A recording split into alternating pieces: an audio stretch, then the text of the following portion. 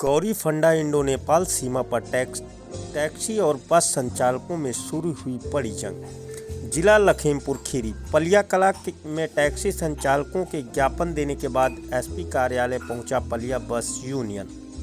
अंतर्राष्ट्रीय परमिट न होने के कारण नेपाल सरकार ने इंडियन पीली प्लेट को टैक्सियों को नेपाल प्रवेश पर पूर्णतः प्रतिबंध लगा दिया है। उसके बाद टैक्सी संचालकों में हड़कंप मच गया और आरोप प्रत्यारोप की कवायद शुरू हो गई है। विगत 2 दिन पहले टैक्सी संचालकों ने गौरीफंटा कोतवाल पर आरोप लगाते हुए टैक्सी न चलने देने का हवाला दिया था और एसपी कार्यालय पहुंचे थे टैक्सी संचालक। अब टैक्सी संचालक के बाद पलिया बस यूनियन के पदाधिकारी पहुंचे एसपी कार्यालय, साथ ही क्षेत्राधिकारी पलिया और उप जिला अधिकारी पलिया को भी शिकायती पत्र सौंपा है। आपको बताते चले, शिकायती पत्र में बस यूनियन के पदाधिकारी इंद्रजीत सिंह गिल ने बताया कि बॉर्डर पर यह रोडवेज बसों से भी सवारियां उतार लेते हैं, जिससे राजस्व का काफ़ी नुकसान होता है और वाद विवाद भी होता है, जिसकी कई एफआईआर गौरीफंटा थाने में दर्ज है। उन्होंने साथ ही यह भी बताया है कि गौरीफंटा कोतवाली प्रशासन पर लगाए गए सभी आरोप निराधार हैं। गौरीफंटा के पुलिस अधिकारी व कर्मचारी शासन की मंशा अनुरूप काम करते हैं। वह किसी बस यूनियन और निजी लाभ के लिए काम नहीं करते हैं। टैक्सी संचालकों को बस यूनियन ने बताया कि यह विदेशी नेपाली नागरिकों से अनधिकृत किराया वसूल करते हैं और कोई रसीद टिकट नहीं देते हैं, जिससे यह अपनी दायित्व से मुक्त रहते हैं। कोई घटना दुर्घटना होने पर पुलिस प्रशासन को बड़ी कठिनाइयों का सामना करना पड़ता है। यह भी आरोप लगाया कि जुगाड़ और दंड फंद के चलते भारतीय तमाम अवैध टैक्सियां नेपाल प्रवेश करती रहीं। हालांकि अब नेपाली शासन प्रशासन ने सतर्कता दिखाई और टैक्सियों पर नेपाल प्रवेश पर प्रतिबंध लगा दिया है। उसके बाद इनको कहीं भी खड़े होने जगह नहीं मिल रही, इसलिए यह प्रशासन और बस यूनियन का पर आरोप लगा रहे हैं। जबकि परिवहन अधिकारी से टैक्सी की किराया सूची और उनकी सीमा और परमिट की बात की गई तो उन्होंने कुछ भी बताने से इनकार किया और बताया कि टैक्सी संचालकों को परिवहन कार्यालय बुलाया गया। हमसे बातचीत के बाद ही कोई कार्रवाई संभव है। फिलहाल आइए जानते हैं बस यूनियन के पदाधिकारी इंद्रजीत सिंह गिल ने क्या कुछ कहा टैक्सी के बारे में और योगी मोदी जी के बारे में। आइए देखिए हमारे सहयोगी संजय कुमार के साथ इस विशेष रिपोर्ट में। वहाँ प्रदर्शन किया जाकर लखीमपुर में, उसके पूरी जानकारी प्रशासन को देने के लिए हम लोगों ने जिलाधिकारी और एसपी साहब और पलिया के सीओ साहब, पलिया के एसडीएम साहब और इन लोगों को हमने भी अपनी तरफ से पूरी जानकारी से अवगत कराया है कि पूरा प्रकरण है क्या।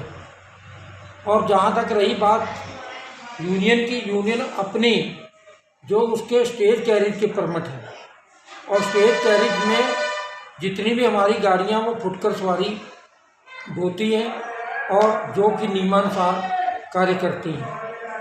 और कोतवाल पे आरोप लगाना जो है हमारी समझ से तो निराधार है, क्योंकि कोतवाल हमारे कहने से काम, यूनियन के कहने से काम करेंगे क्या। कोतवाल अपनी सूझबूझ से काम करते हैं। उनको वहाँ अपने शासन और प्रशासन को किस तरीके से चलाना है, वहाँ की व्यवस्था कैसे चलनी है और वहाँ से गलत लोगों का आवागमन ना हो, गलत तरीके से अवैध कोई भी कार्य ना हो, उसके लिए उनकी अपनी जिम्मेदारी है। वो अपनी जिम्मेदारी निभा रहे हैं, तो वो क्या, हम लोग उनसे क्या कह सकते हैं।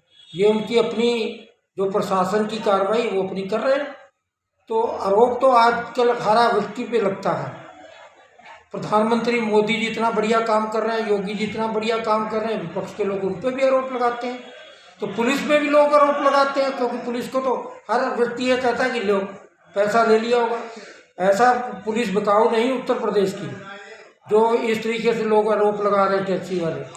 अब इन लोगों ने एक आरोप ये भी लगाया था कि जो है बस यूनियन की मिली भगत, और अभी तक इनकी टैक्सियां नेपाल प्रवेश कर रही थी, उस पर आप क्या कहना चाहेंगे? ऐसा है, इनकी टैक्सियां जो हैं, पहले इन लोगों का एक अपना वहाँ बना हुआ गिरोह है जो कि नेपाल के अंदर से यहाँ की टैक्सियां जाती थी, वहाँ जाकर ये खड़ी करते थे, वही धोखा बाजार में खड़ी करते थे और वहीं से ये अपना संचालन कराते थे। जो भी वहाँ से पैसेंजर, चाहे वो लखनऊ का हो, दिल्ली का हो, कानपुर का हो, जयपुर का हो, हरिद्वार का हो, मथुरा का हो, जो कि वहाँ पे बॉर्डर पे उत्तर प्रदेश में रोडवेज की बसें खड़ी रहती हैं, इन सभी स्थानों पर के लिए वहाँ से चलती हैं, उनका ये सरकार का नुकसान कर रहे थे और वहाँ से टैक्सियाँ भर कर के इन्हीं पैसेंजरों को जो बाहर जाने वाली थी उल्टा सीधा कराया। 2-2 हज़ार तक लखनऊ का किराया एक पैसेंजर से लिया जाता है, किसी को भी कोई रसीद नहीं दी जाती, किसी को कोई टिकट नहीं दी जाती है और अंदर जिसकी बहुत शिकायतें गौरीपेंटा कोतवाली में आती नहीं है और प्रशासन दुखी होकर ये कार्रवाई की है।